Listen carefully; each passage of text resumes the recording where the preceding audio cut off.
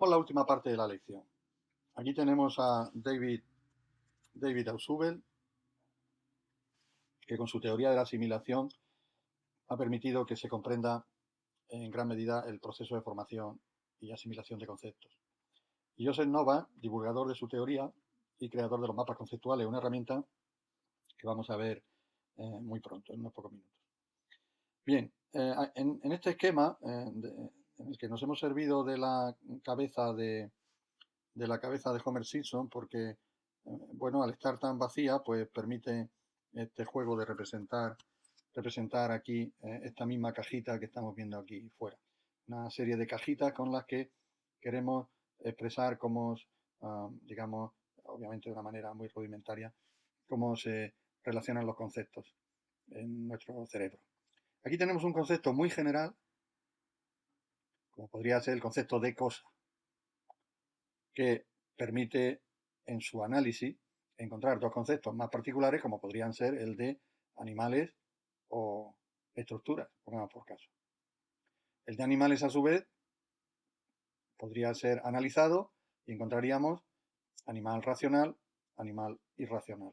Como se ve, desde el concepto de cosa, que en fin es un concepto que puede tener cualquier persona que no haya estudiado nunca, hemos pasado al de animal, que es también muy accesible, y quizá uno un poquito ya más particular, como sería el de animal racional, del que luego podríamos ir subdividiendo hasta llegar al concepto de neurología, pongamos por caso. De modo que, como se ve, el conocimiento tiene una cierta jerarquía. Nos movemos con conceptos generales, son los que con más facilidad recordamos, los que tenemos más a mano, y desde luego alguien que no estudia se mueve en un nivel muy vacío, por así decirlo. Y alguien que estudia hasta, va particularizando hasta llegar a divisiones muy finas que lo dotan del carácter de verdadero especialista. Un especialista está ya en las fronteras del conocimiento. A medida que ascendemos, manejamos conceptos más generales que se van vaciando, lo cual no los hace inútiles, como es natural. Es decir, este nivel podría ser el de una teoría científica, mientras que este nivel de aquí podría ser el de un experimento de laboratorio. La teoría abarca al experimento de laboratorio, abarca a los principios o protocolos con los que se lleva a cabo ese experimento de laboratorio y abarca a los conceptos más generales que constituyen la teoría. En definitiva, es un juego de lo general a lo particular en la que estos enlaces son imprescindibles. Enlaces que hacen que reconozcamos a un concepto particular como constituyente de un concepto más general. ¿Y cómo construimos nosotros los significados? Precisamente a base de enlazar conceptos nuevos. Vemos aquí esquematizado cómo un concepto nuevo está queriendo enlazarse con un concepto previamente construido, asimilado, formado. De no ser así, de no producirse el enlace, el conocimiento quedaría arbitrariamente adquirido sin relación con un conocimiento previo y solo podríamos mantenerlo mediante, digamos, el ejercicio de la memoria. Lo que ocurre en general con los conceptos conocidos memorísticamente por el alumno sin ningún tipo de enlace. Igual ocurriría con un número, es decir, una clave para acceder a una cuenta corriente es una expresión arbitraria y que no tiene enlace posible con un concepto previo. De modo que tiene que ser recordada de memoria. Es verdad que la memorización es facilitada por el hecho de que previamente, a su vez, hemos memorizado los números o las letras del alfabeto. Naturalmente, si los signos fueran incomprensibles para nosotros, pues la memorización tendría que ser en ese caso exclusivamente gráfica. Tendríamos que recordar los trazos, puesto que previamente no habríamos conocido el alfabeto o los dígitos de nuestro sistema numérico. En fin, que hay fases en el proceso de memorización, pero que siempre tienen un carácter arbitrario y, por tanto, no puede ser considerado un conocimiento significativo. La significación se alcanza cuando el nuevo concepto enlaza con un concepto previo. Vamos a ver de una manera realmente espectacular la diferencia entre la memorización y la comprensión. Esta serie de dígitos, si se le presenta al alumno durante unos pocos segundos, es objeto de memorización, y cuando pasa el tiempo, el recuerdo se debilita y finalmente se olvida.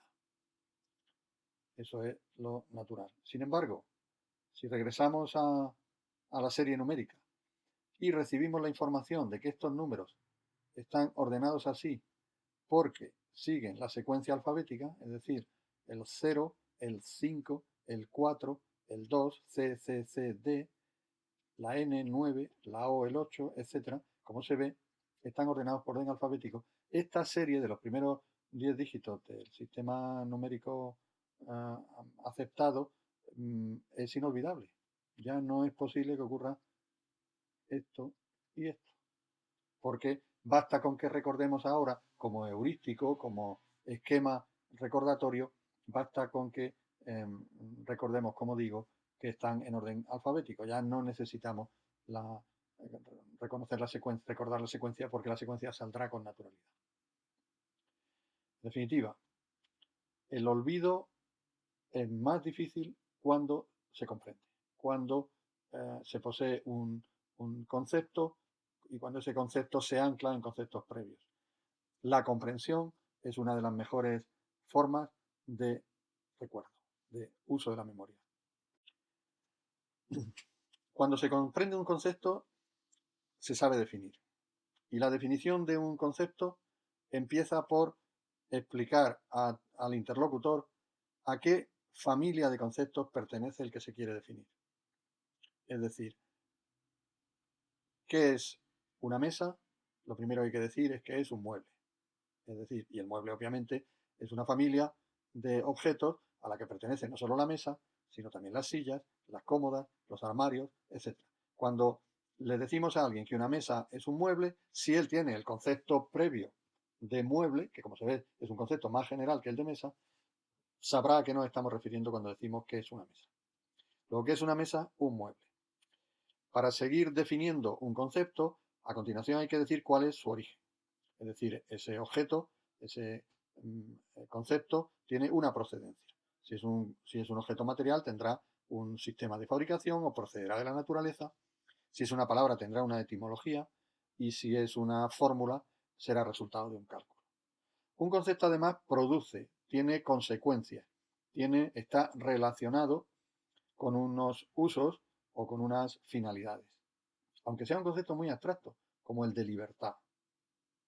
Pues bien, un concepto también tiene unos componentes, es decir, cualquier concepto puede ser analizado.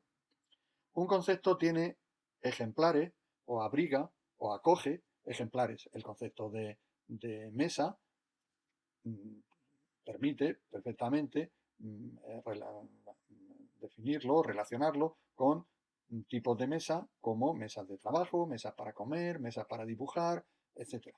Es decir, que hay tipos relativos a ese concepto. Y fundamentalmente un concepto, como ya ha quedado aclarado en su definición, es un conjunto de características comunes a todos los tipos. Y eso es realmente lo que constituye el concepto. Pero con este heurístico o esquema podemos definir cualquier concepto. ¿Qué es una mesa? Un mueble, que tiene origen en una manufactura o en una carpintería. ¿Qué efectos produce una mesa? Pues sirve es una consecuencia de la posesión de una mesa, su uso. Una mesa se compone de tablero, patas, cajones, etc. Los tipos de mesa son los ya mencionados, mesas decorativas, mesas de trabajo, mesas, etc. Y una mesa tiene unas características, por ejemplo, la planeidad del tablero, la verticalidad de sus patas, la estabilidad, etcétera. Es decir, que una mesa tiene unas características que le son propias y comunes a todos los tipos de mesa. El mapa conceptual que hemos utilizado en el anterior heurístico puede ser utilizado para fines bastante más complejos. El mapa conceptual es una herramienta que propuso Joseph Novak, ya se mencionó anteriormente, y que sirve para, fundamentalmente, establecer relaciones entre conceptos. Naturalmente, sirve también, como hemos visto en el heurístico, para definir conceptos. Es decir, cualquiera de los conceptos que figuran en este mapa conceptual puede ser objeto de aplicación del heurístico anterior. De hecho, el heurístico, como las capas de una cebolla, actúa en muchos mapas conceptuales. Este es un mapa conceptual de la configuración electrónica de un elemento químico. Y aquí se ve cómo lo que se pretende es explicarle a un interlocutor de una manera fluida cuáles son las implicaciones de la configuración electrónica. El discurso en un mapa conceptual debe ser fluido. La configuración electrónica es la estructura de los componentes de los elementos químicos que interactúan mediante ondas electromagnéticas, que son energía transmitida con una determinada frecuencia, bueno, etc. Como se ve, el mapa conceptual permite expresar el conocimiento que una persona tiene del significado de los conceptos. También expresar el conocimiento de las palabras, de la terminología específica y sobre todo permite explicitar las relaciones entre conceptos, con lo cual es una herramienta fundamental para enseñar y también para evaluar. Desde luego es una herramienta esencial para aprender.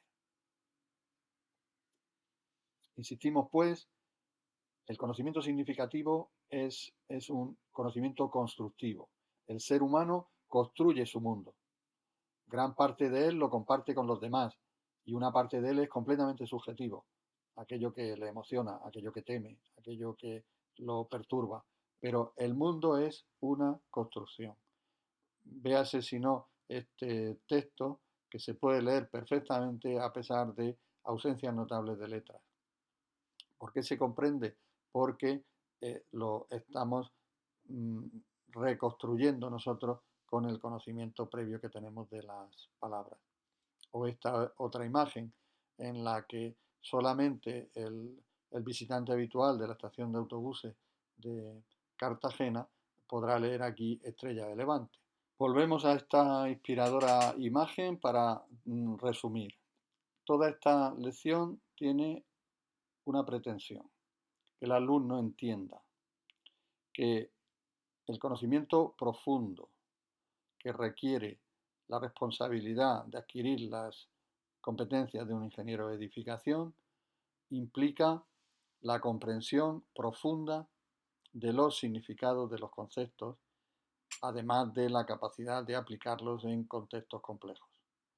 Pero sin la comprensión, la aplicación es un ejercicio de riesgo. Y la comprensión es la construcción de significados. Y la construcción de significados es fundamentalmente el anclaje de lo nuevo mediante las relaciones conocidas y expresadas en un mapa conceptual con los conocimientos